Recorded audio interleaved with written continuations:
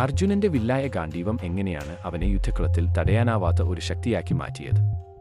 സ്വർഗീയ ഊർജ്ജത്താലും ദിവ്യമായ അന്തരീക്ഷത്താലും ചുറ്റപ്പെട്ട നിഗൂഢവും അഗ്നിമയവുമായ ഒരു പശ്ചാത്തലത്തിൽ അഗ്നിദേവനിൽ നിന്ന് ഗാണ്ഡീവ വില്ല് സ്വീകരിക്കുന്ന അർജുനൻ, ഖാണ്ഡവ കാട്ടുതീയിൽ ശത്രുക്കളെ പരാജയപ്പെടുത്താൻ സഹായിക്കുന്നതിനായി അഗ്നിദേവനിൽ നിന്ന് ദിവ്യമായ ഒരു സമ്മാനമായി അർജുനൻ ഗാണ്ഡീവ വില്ല് ലഭിച്ചു. ഗാണ്ഡീവം അസാധാരണമായിരുന്നു. ഒരേ സമയം എണ്ണമറ്റ അമ്പുകൾ എയ്യാൻ അതിന് കഴിയുമായിരുന്നു. കൂടാതെ അത് വളരെ ശക്തമായിരുന്നു. അത് അർജുനന്റെ അതുല്യമായ അമ്പെയ്ത്ത് കഴിവുകൾ വർദ്ധിപ്പിച്ചു. യുദ്ധക്കളത്തിൽ ശത്രുക്കൾ ഭയന്നിരുന്ന അർജുനന്റെ യോദ്ധാവ് എന്ന നിലയിലുള്ള വീര്യത്തിന്റെ പ്രതീകമായി വില്ല് മാറി. മഹാഭാരത യുദ്ധത്തിൽ അർജുനൻ ഗാണ്ഡീവം വ്യാപകമായി ഉപയോഗിച്ചു. അതിന്റെ വിനാശകരമായ കഴിവുകൾ പ്രദർശിപ്പിച്ചു. വില്ലിനൊപ്പം അമ്പുകൾ ഒരിക്കലും തീർന്നു പോകാത്ത ഒരു ആവനാഴിയും അർജുനൻ സമ്മാനമായി ലഭിച്ചു. അത് തുടർച്ചയായ ആക്രമണങ്ങളുടെ മഴ പെയ്യ്ക്കാൻ അദ്ദേഹത്തിന് കഴിയുമെന്ന് ഉറപ്പാക്കി.